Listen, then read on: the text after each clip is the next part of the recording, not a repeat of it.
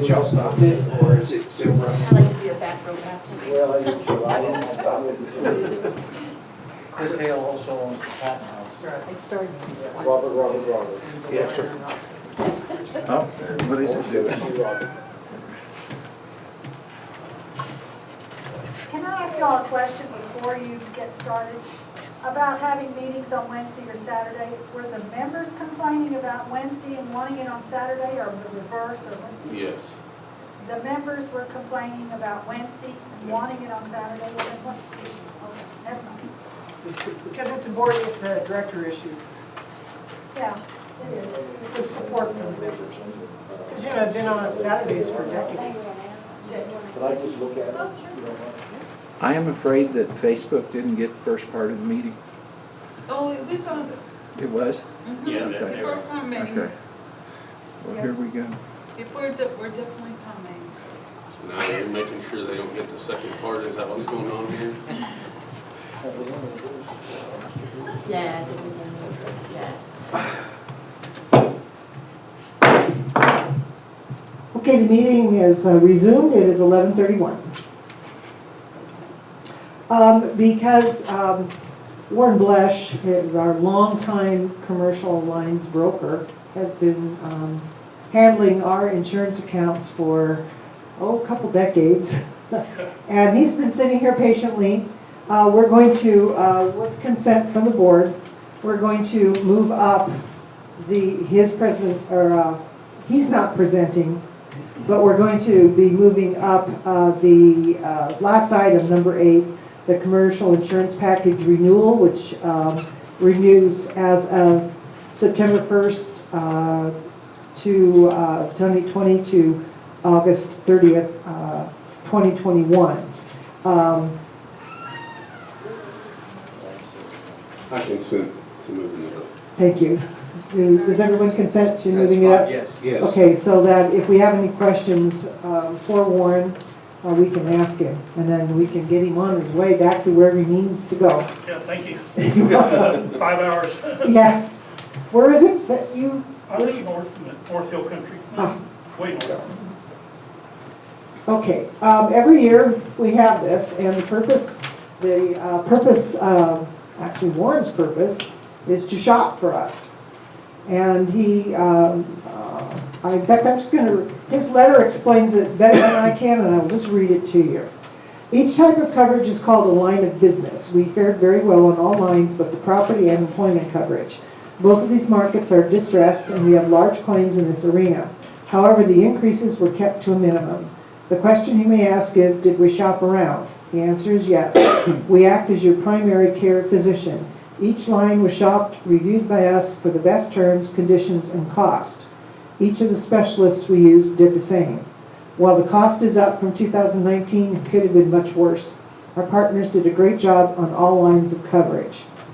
Okay, we're going to briefly review the lines of coverage like we have done in the past. As soon as I can. First coverage is general liability. That covers our liability. We have coverage for both bodily injury and property damage with general aggregates of $2 million, products $2 million, personal and advertising injury $1 million. This is one person or the organization. Occurrence limits of $1 million. Medical expenses excluded. Liquor liability is separately written. Employee benefits liability is $1 million each employee, an annual aggregate, which means the most you can pay collecting the claims together. The premium was based on $2,600,000 in receipts. We have a $5,000 deductible for loss. The next is commercial automobile. Obviously that covers all of our trucks, cars, so forth, at $1 million per accident. We do have a collision deductible. We hired a non-owned auto of $1 million. That's, again, all of our trucks and cars. And we are going to be reviewing this list to make sure that it's accurate. And I think we only insure a couple of vehicles. The liabilities for all of them. Three got copies. Yeah. Okay, we have workers' compensation with Texas Mutual. These are statutory limits set by the state of Texas. Coverage B limits are $1 million. The premium payroll basis is $1,067,942. And we are working with an out-of-network program, which is slightly more expensive, but it allows our injured workers to go to any doctor, and that's important in our area because we network doctors can be severely limited in this area. Doctors can be severely limited. The next is commercial property with Landmark. Our real property limits are based on $10,882,200. This is our property. Last year we had a 3% deductible and we were offered the same cost of $108,000, but we are recommended to go with the 2% quote, which is $15,000 more, but it would better cover a major hail event with a lot lesser deductible. We could not afford a deductible of up to $300,000. We used to have a $50,000 deductible, but as with all deductibles in the state of Texas, those lower deductibles have disappeared. So,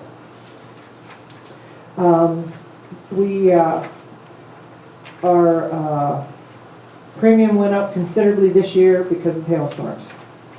And there's nothing we can do about that. They went up all over the state of Texas, if that's correct.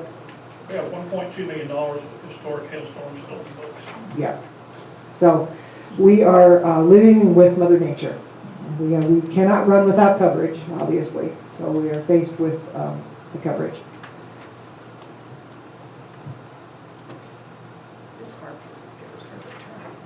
Okay, we have nationwide insurance for contractors coverage with a $1,000 loader. We have some information we need to provide on that, but contractors equipment is basically inland marine or rolling stock. Yep. Inland marine is I know it's a weird name, inland marine, but it's stock like tractors, contractors equipment, backhoes, that type of thing. All of our heavy equipment. Yes. In fact, it covers a backload, loader, a Jacobson Turfcraft, John Deere, mowers, game ram lift, Dixie choppers, so forth. Track loader.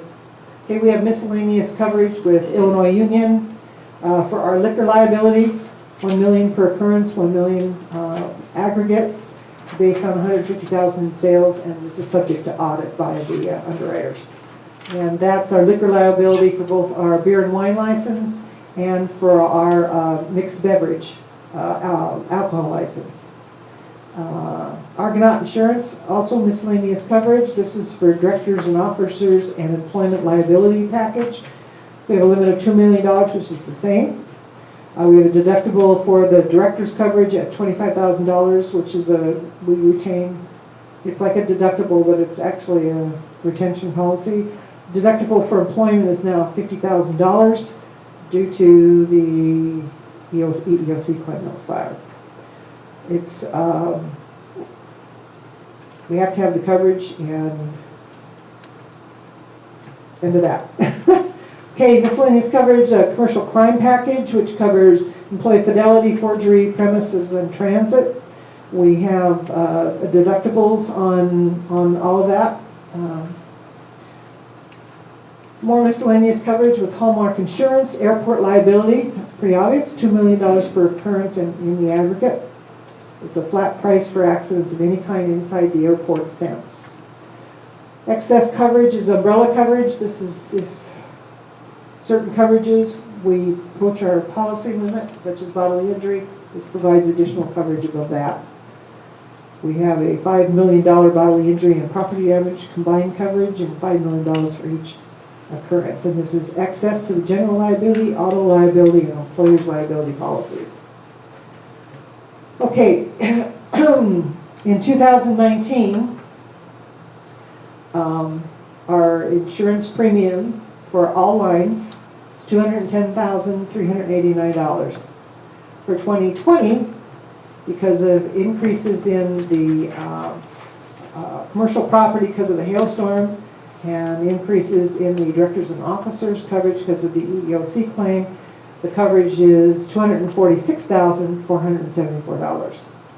A difference of about $36,000, which we'll have to come up with. We're required to make a down payment of $56,000, which we will be doing as soon as all of the documents are signed, assuming the board approves this. Okay.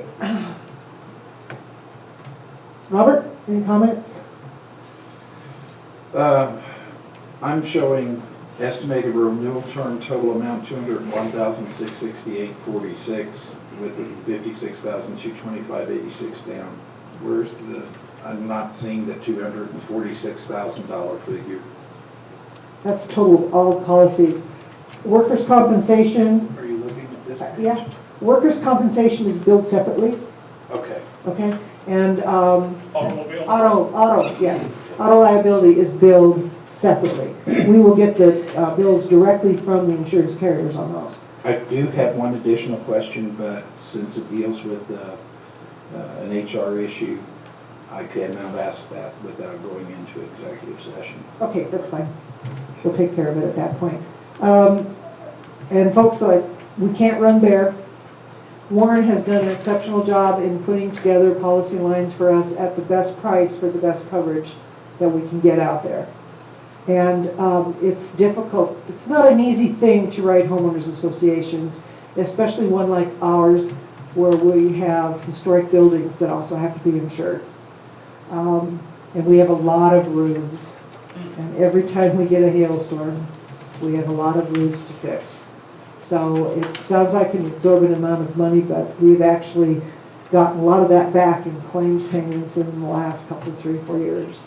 So So overall, we're up about $36,000 on all our coverage. The lion's share of that, about a little over $25,000 worth, comes from our property, which you can all guess why, because most of us have had claims within the last 5 years of significant value. And, you know, We did lower the deductible $100,000, that's really the increase. If Yes. you want the same price as last year, you have to take the higher deductible. right. So it's a tough market. And then, you know, another was on our directors and officers coverage for obvious reasons. But overall, you know, we had several lines of our coverage have gone down. So he did us a good job this year. yes, as usual. Bill, I make a motion, we accept. second? I'll second the motion. Okay, any comments from the audience? Thank you. Okay, it's been motioned and seconded that we accept the commercial lines premium contracts. All in favor? Are you voting, Robert? I am abstaining. I need the additional information, Okay, so I'm going to abstain. did you hand up? I did, Okay, yes. with 3 and 1 abstaining, 1 absent, the motion passes. Okay, get back on track here. Warren, thank you. We'll get these documents signed. Can you And- scan them and send them? Yes, we'll scan them and send them to you, and we'll get the check prepared. Okay, Thank you. thank y'all very much. Thank If you. you need to call me privately, you can. Okay. Okay. Thank you. Okay, she's got my number. Yeah. Okay. Appreciate it. Yeah. Okay. Okay, let's see, we're back on track here. Thank you. Thank you, Warren. Okay, copier contract. Back pages.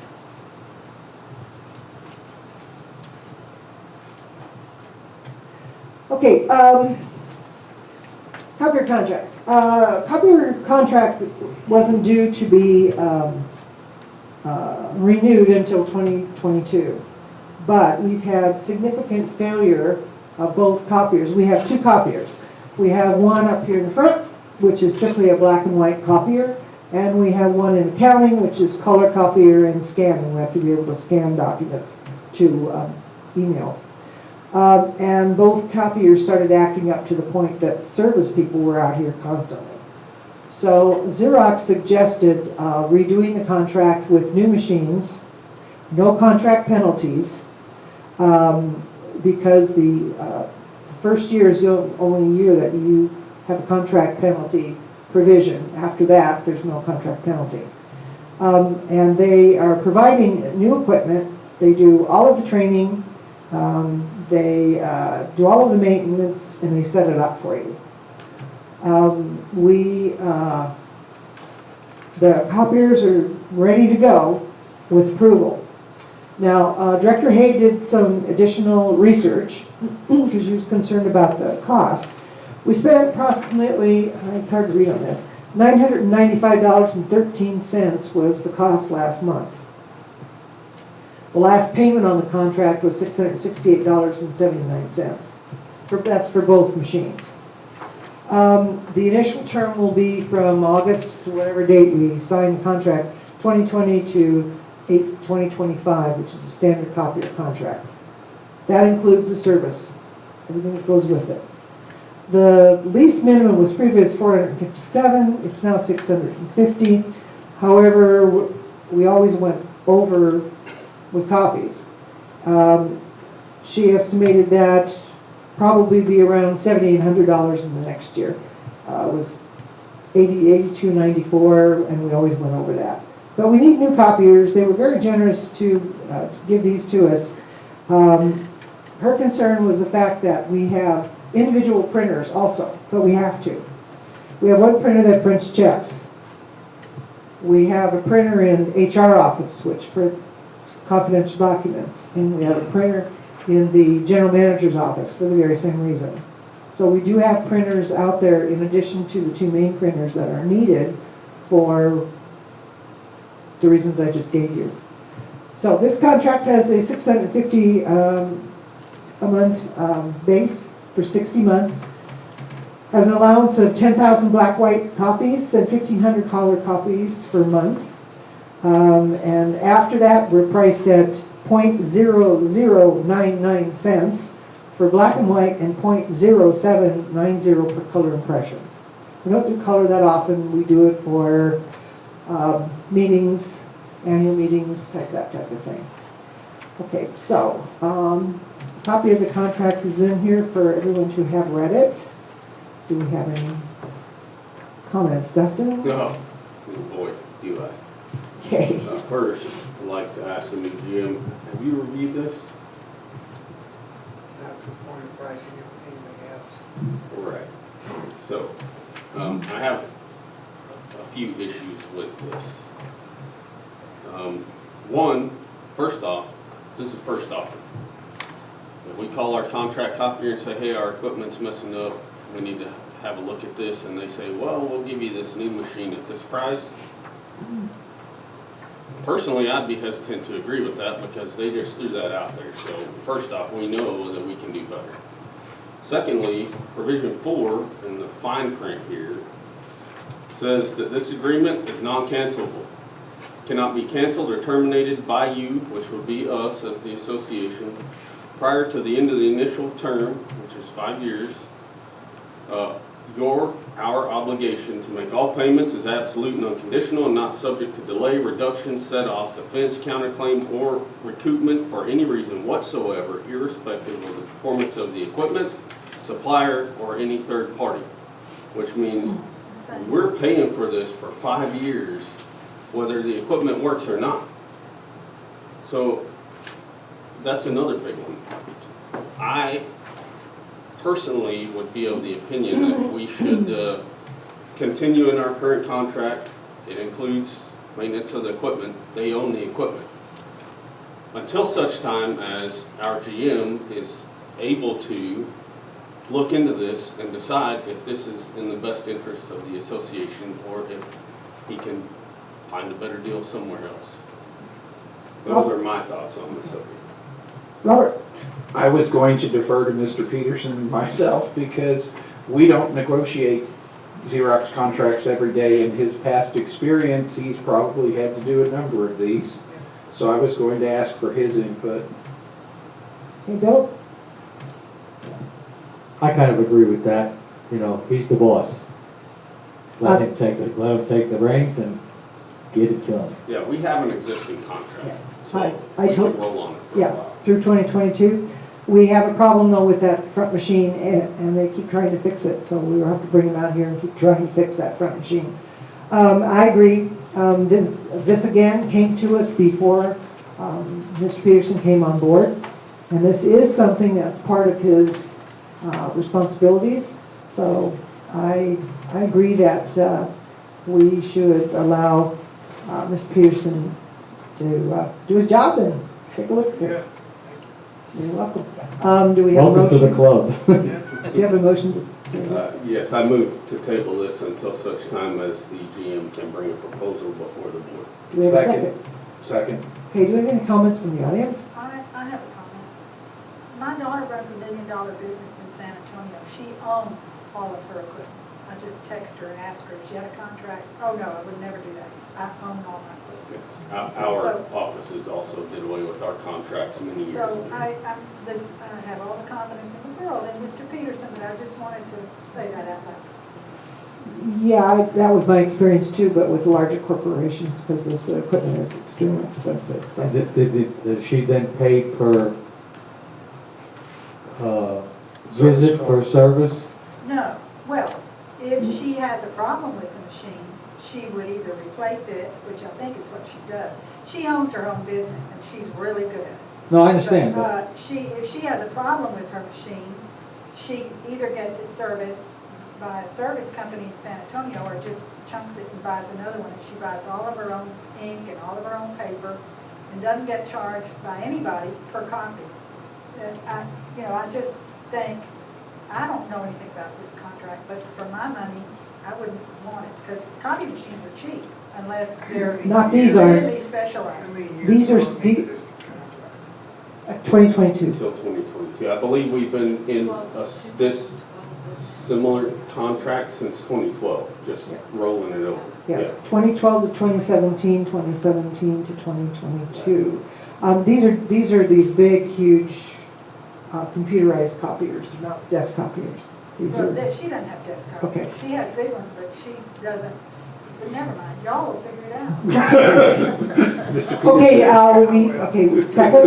It's very possible that they can't fix it, they're bringing another machine under the contract. Right, it's in the contract. They have to provide us the equipment. Yes. I would, And I know the workers coming from out of town, they come from Laredo, Lytle, different areas, they're gonna get tired of coming over here. right, I would, as long as we're in discussions, I would like to move that we include the GM in discussions. He's non-voting, of course, but I would enjoy his input if he has any on all of our discussions going forward. And do you have anything right now? No, I was looking at the contract before we came in here, and I did not know what kind of research was done. Yeah. So evidently, We need to do some research. Okay, we have, third, I just wanted to ask one more thing on the copiers.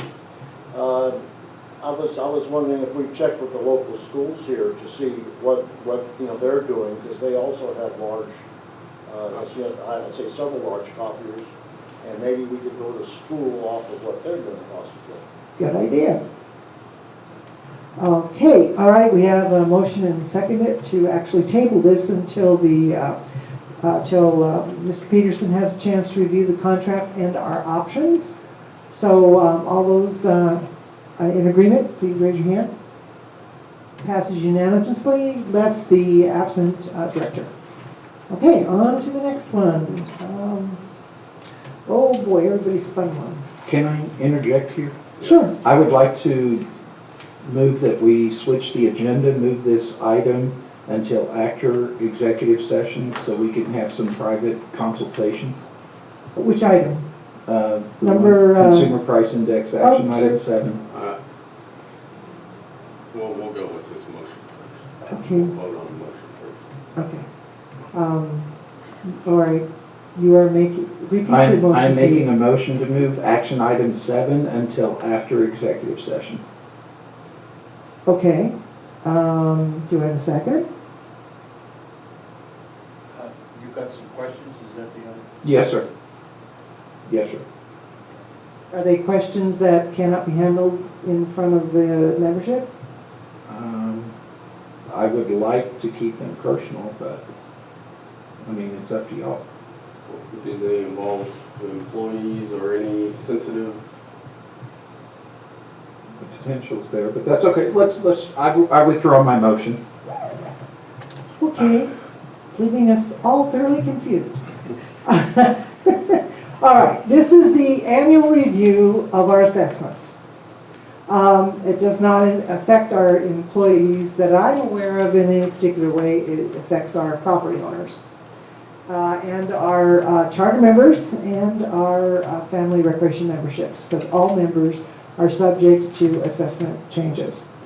According to our declarations, the assessments need to be reviewed every year. Our assessments, we have been using for years the month of June for the Consumer Price Index. Now, at the risk of boring all of you, I'm going to read this to you. We use the references as the Consumer Price Index, CPI, and annual percent changes from the tables 1913 to 2020, and the revised Declaration of Protective Restrictions. The Declaration of Protective Restrictions, Part 5 Assessment, Section 2A Regular Assessment, Section 2B Improved Residential Assessment, filed March 28, 2017, King County, Texas. Regular Assessment. There shall be levied a regular assessment which, except on the affirmative vote of the majority of the property owner's votes cast in an election called for such purpose, shall be tied to the Consumer Price Index. The regular assessment shall be assessed to members, family recreation members, charter members, and be tied to the CPI. Further provided that without such vote of the eligible membership, the board may from time to time increase the annual regular assessment no more than 2.5% or in an amount equal to the rise in the CPI. U.S. City Average 1967 equals 100, published by the U.S. Department of Labor, Bureau of Labor Statistics. For the then current month over the same index for the month in which such regular assessments were last fixed, whichever is greater. Improved residential assessment. In addition to the above regular assessment, there shall be levied an additional residential assessment not to exceed the amount of the regular assessment for each membership, which is allocated to each improved lot or parcel of land served by utilities, a residential lot or unit served by utilities. The CPI averages, the assessments last calculated and fixed June 2018. June 2020 is the new current month. Available. No assessment research or increase was taken between 2018 and 2019. So for the Consumer Price Index for 2018 to 2019, the change was 0.016%, and from 2019 to 2020, the increase was 0.006%, which is 0.022. And that's 2.2%. The maximum we can raise it is 2.5%. Doing both calculations comes out exactly the same. Our lot owner rates are currently $44 less the restricted fund allotment of $4, so it's $40 a month. The residential is $39, and the FRMs are $40 a month. And charters, excuse me. The new assessment fee rate calculations done according to the formulas equal $1 per month per membership. When we, it's $1 per month per membership, whether it's 2.2% or 2.5%. The maximum increase for CPI then is 2.5, which is $1. The potential assessment revenue based on billed assessments as of July 2020 billing cycle, 1,880 lots and charters at $1 a month, 12 months is $22,560. Residential at 839 at $1 a month times 12 months is $10,068. And the FRMs at $146 at $1 a month times 12 months is $1,752. The total annual increase for all memberships would increase our revenue toward our budget of $34,380 which coincidentally takes care of the increase in our insurance premium payment. Okay, now, assessments are to pay for the day-to-day operations of Fort Clark Springs Association. Lights, water, sewer, insurance, operation of our vehicles, all those day-to-day activities that we depend on. Trash pickup, everything. Payroll, Yeah, building payroll, maintenance. building, everything that keeps this place going on a day-to-day basis, including people picking up your limbs from your trees, your trash, keeping the streets clean, paying for mowing service, payroll taxes, income, state taxes, because we don't pay any federal. So this goes to everything. Those assessments are what we base this place on. It doesn't pay for extra stuff that we like to have happen. That's why we have the preservation working on the outside of our buildings, so forth. So when the CPI and our declarations recommend assessment increase, we have to take it seriously. And better to do it every year at maybe $1 a year than wait 4 or 5 years and have it be $5 or $6 a membership. So I wanted to make sure that you had, as members and the board, all of the information, and the board was given the calculations, and I've been doing these for several years. I also did them for the last board, last time we raised rates was in 2018 for the 2018-19 budget, and that was $2 per membership. So anyway, let me start with Dustin. Comments, questions? Yes. So these increases basically are built into our governing documents. By our governance, we're allowed to make this automatic annually, tied to the CPI. I'm not sure that's the route I'd like to take. I believe personally that we are due for an assessment increase. The cost of doing business as tied to inflation, which is a whole different calculation than CPI. Inflation is the actual cost of doing business. It's more expensive now to do business than it was 5 years ago, or 10 years ago, or 20 years ago, or in 1971 when this place was created. We seem to have gotten into a pattern where boards always want to be the board that doesn't raise assessments. It seems to be sort of some kind of weird popularity contest, which puts us into this financial bind, and we get in these cycles. Personally, I think we probably are going to have to raise assessments. Having said that, I am personally not comfortable with my level of expertise on our current financial situation. I mean, I can see our bank account balances. I know how much cash we have right now, but we have not yet been able to determine a good picture of how much we're bringing in, from exactly where it's coming, and what exactly it's being spent on day to day. So we have these bank account balances. I'm not sure I'm comfortable with exactly how much of that is already allocated to go out, what it's going to. So I know I don't want to put our GM on the spot, but I know he's been digging into this a lot. Like it's kind of his pet monkey right now, because he wants to be able to provide the board and the membership an accurate picture of what the money situation is. We all know that should we vote to do this today, 3 days after we hire him, our Facebook warriors are going to jump all over him. It's going to be him. I don't want to put him in that spot. I have already stated that I suspect that it's a very high likelihood that we're gonna need to raise the assessments. I don't wanna do it until we have a picture that he's comfortable with and that we're comfortable with. I don't wanna saddle him with that. I don't mind it. You know, as a board member, I volunteered to do this job, and whatever blowback comes on it, hey, I do this job in the best interest of the membership as somebody who owns a valuable property in here, you know.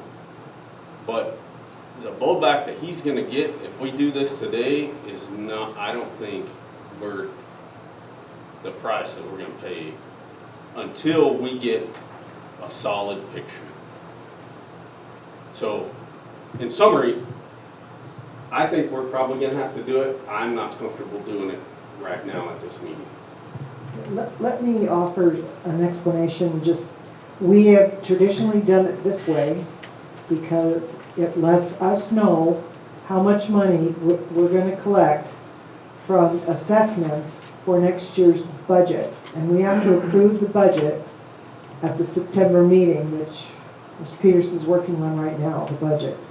If we do not approve it, we cannot approve assessment increases by email votes. So the next time we could approve this would be at the September meeting, but the budget has to be done by then, which is the purpose for doing it at this particular time, so we know what revenue, additional revenue will be coming in. I just wanted to explain the timing on this, Justin. I agree with you. I would like to point out that whatever budget is created and presented, should we decide to in the September meeting or the October meeting or the November meeting, if that's when we as management, to include the GM, decide we have a comfortable picture, we can do it then. And we can revise our budgets. I want to make very sure, because the 5 of us who are board members are the fiduciaries for this association. We own the revenue and the spending for the association, the 5 of us, legally.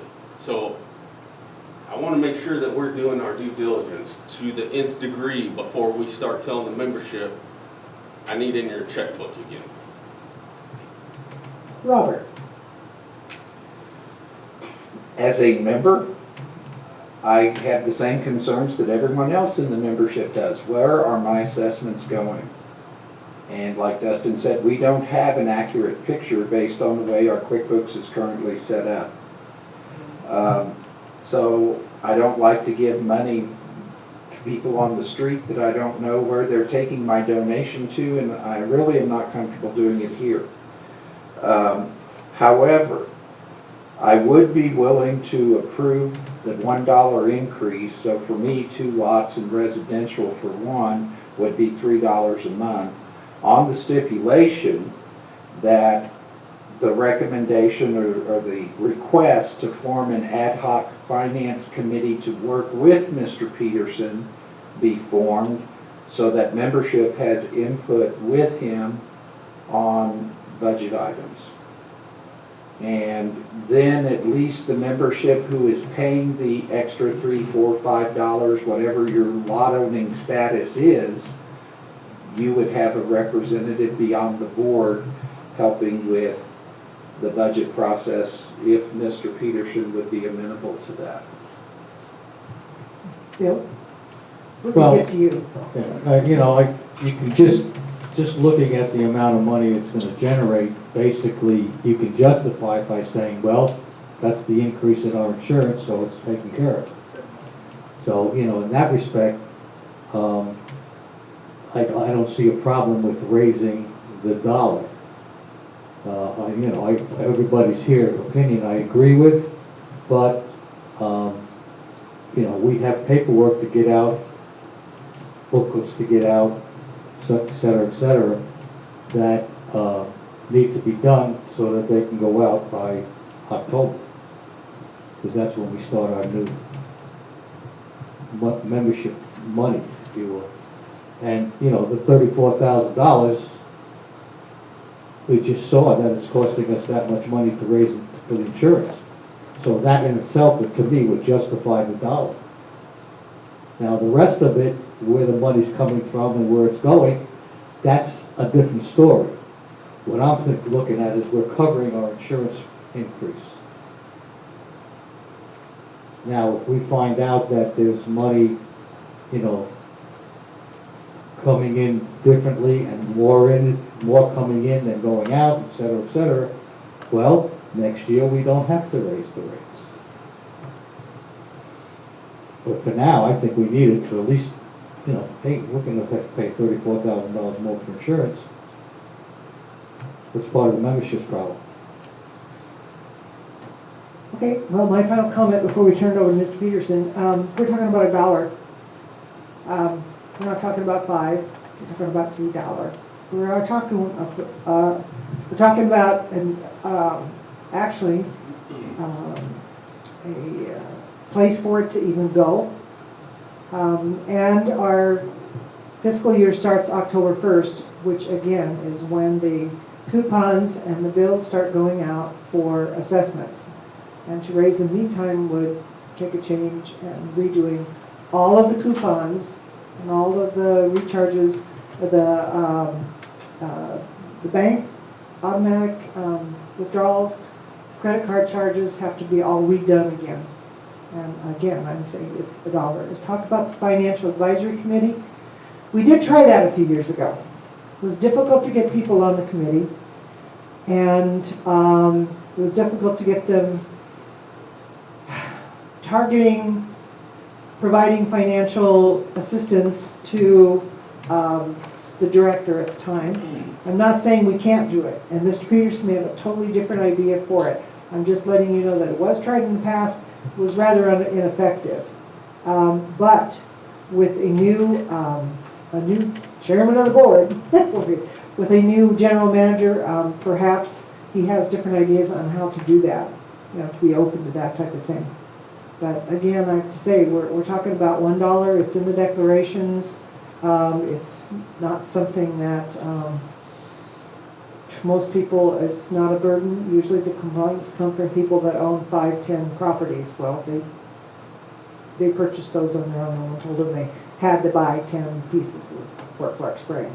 So, before we get a motion, I'd like to hear I'd from. like to make a more comment. Sure. I would like to first off say that I'm not in favor of that committee. We have a lot of committees on the board, and they do great work. That particular committee is like they don't have a vote. That's why the board is elected, to do the fiduciary duty of the membership. So to bring in a committee of members who ultimately don't have a vote, should we decide against their recommendations, we're going to be very unhappy. Should we decide for their recommendations, well, now we're basically delegating our duties to the membership. It creates a little bit of a gray area where there shouldn't be any. There are places that I think committees are of value, but in the core duties of the board of directors, I don't think we should be delegating those out. To the credit card fee thing, that is our current credit card contract is an odd thing that I'm not wholly comfortable with. I don't know if anybody that does business that way anymore.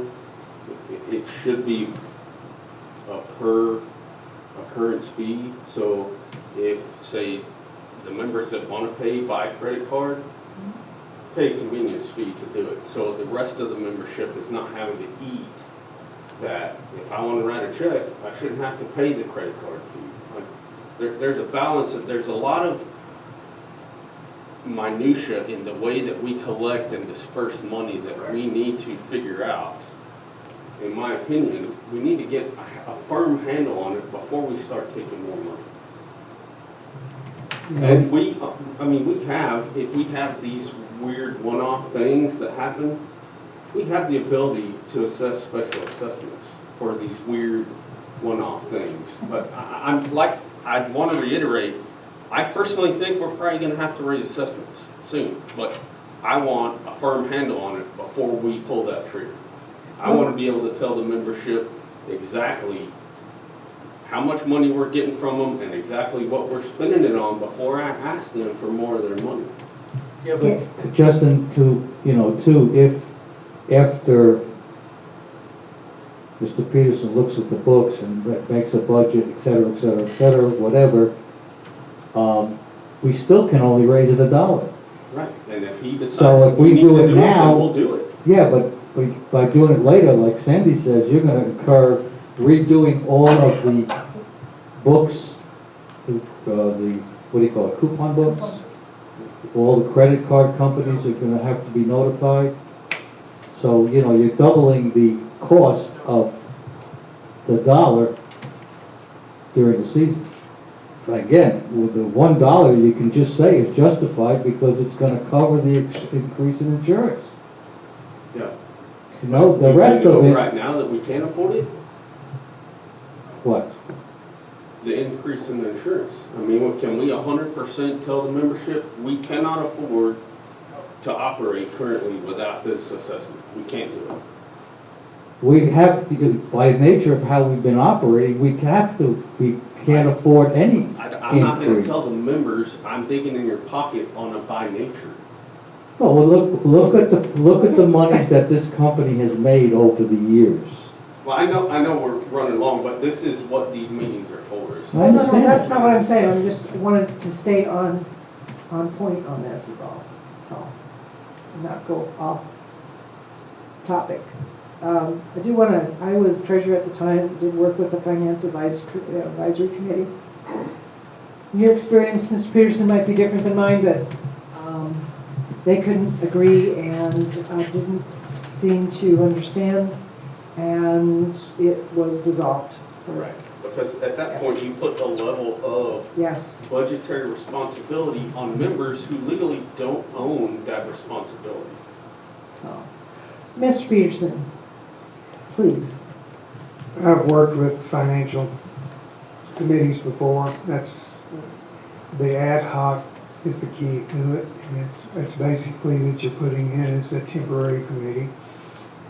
You may have people, and I've seen documentation, you have some people that have probably more experience than even I do in QuickBooks and some of the finances that go on here that may want to help out. And I welcome any kind of positive feedback or help. As far as an assessment with an HOA, it's very rarely that you're going to start using less money than you did the year before, no matter what you're doing. In case you look at your assets, as far as every vehicle you have on this property, you don't even cover insurance on them because they're so old that it's not worth it. So you got areas that need to be improved. So the logistics of not doing it this year is just going to compound things next year. The committee, I'm getting a lot of good help from our accounting department, and people are filling me in pretty much in every department we have. So I'll get a good grasp on that before we need to finalize budgets. But in my opinion, I think working with HOAs in the past, that you do need to anticipate that you're going to have to raise your rates a little bit every year. I mean, that's just the way we're going. Especially when you have some assessments on your insurance, which already took out your increase for this next year. So. I agree. Okay, can we have a motion?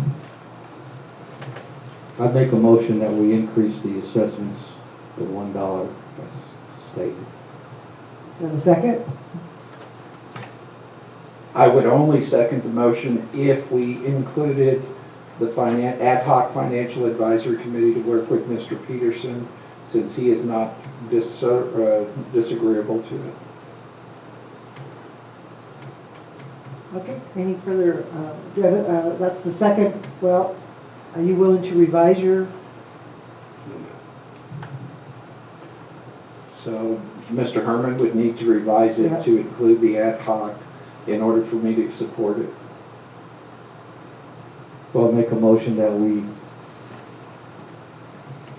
add the ad hoc committee with Mr. Peterson's approval also, because he's the one that's gonna have to work with them. So, let's go with that. The ad hoc committee added to the assistance of the general manager on the budgets and raise the rate to the $1. Okay, do we have audience comment? We'll take 3 for 3. You're gonna need a second on that. I'll second it now. Oh, I'm sorry. We've already done that. Okay, my apologies. Lisa?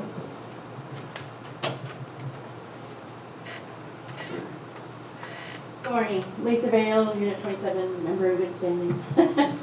I have a couple of issues. I understand, every year the price of everything goes up. My home budget doesn't stay the same. But I'm responsible for my home budget, just like you're responsible, your fiduciary responsibility is to that.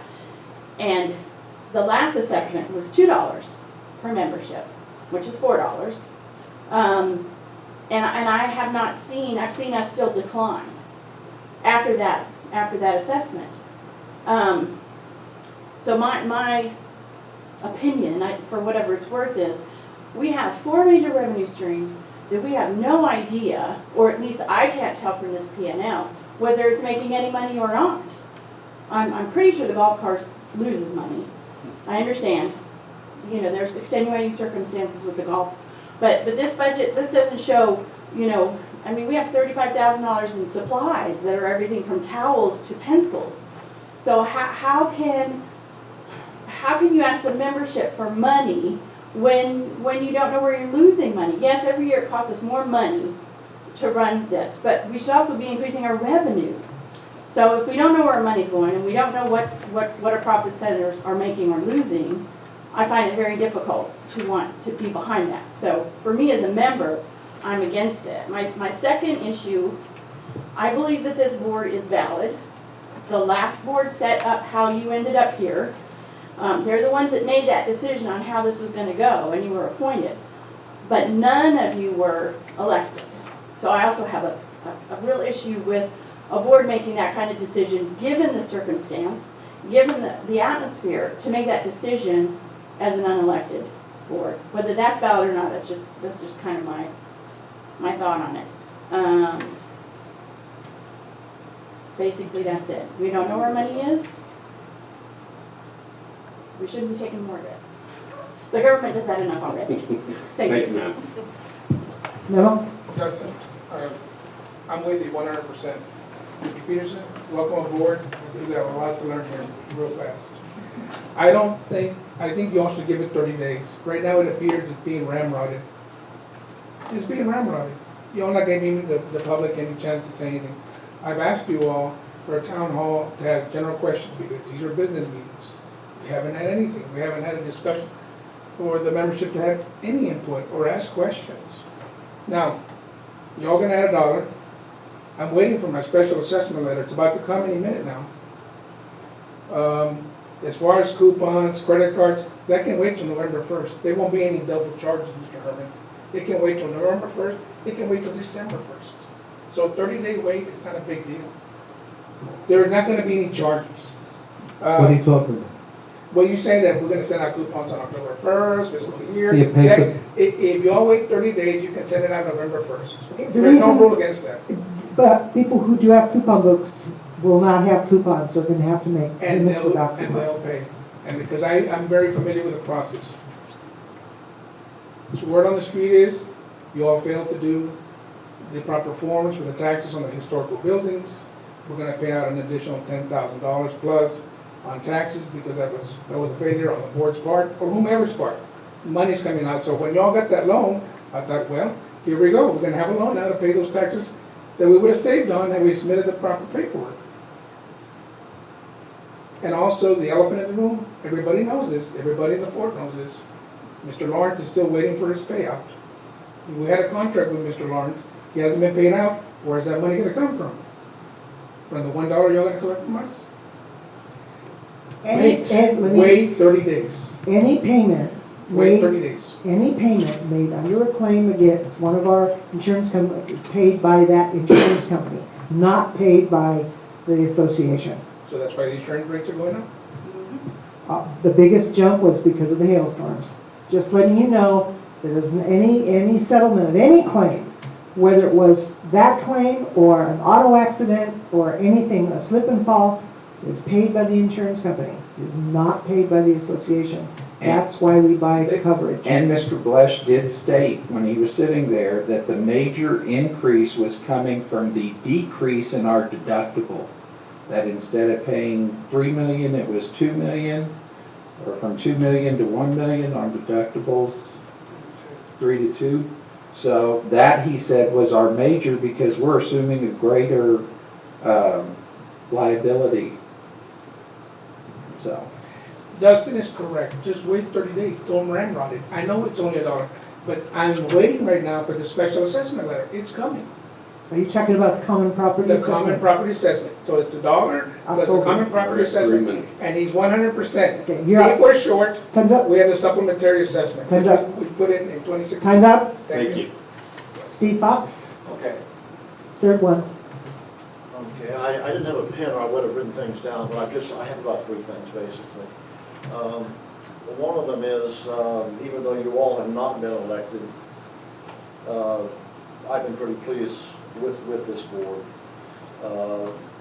We get a lot more respect than we did in the past, and extremely non-confrontational. And we don't want that. I mean, it's the word on the street.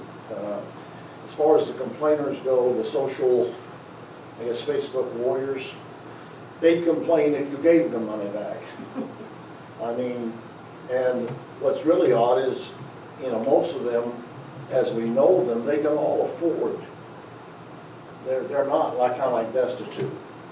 So I don't have a problem. I've got 6 lots, but I don't have a problem with the $1 because it's the cost of doing business. I mean, I used to have a factory, and everybody thought that I was rich, and sometimes I'd be losing $40,000 a month because of the cost of doing business. Or I'd be sued by you know, somebody that I had nothing to even do with when it came to making the plastic. But so I could get rid of the attorneys, I'd have to pay $12,000 just to say no, it wasn't me.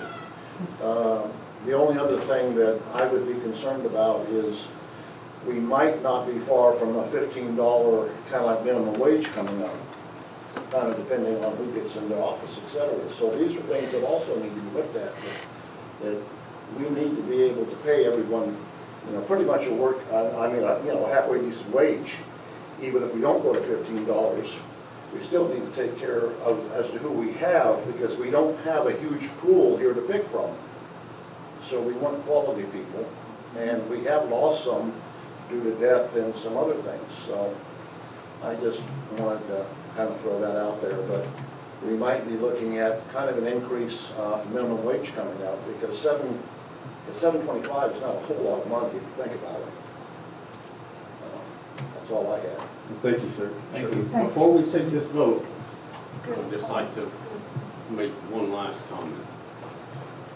I am not opposed to this increase. I am opposed to imposing this increase without an actual accurate budget. That's my own position. Until we have direct, irrefutable evidence of a direct need for this, not general cost of business going up, I'm not comfortable with it. My final statement is it's $1. We know where we can dedicate it. We know the insurance is going up $36,000. We do not have leftover money. I mean, just carrying from year to year to cover these things. I think that we would be fiscally irresponsible not to have assessment increases when I think they're clearly warranted. Again, not talking about $5, not even $2, we're talking about $1. And frankly, I think our method of increasing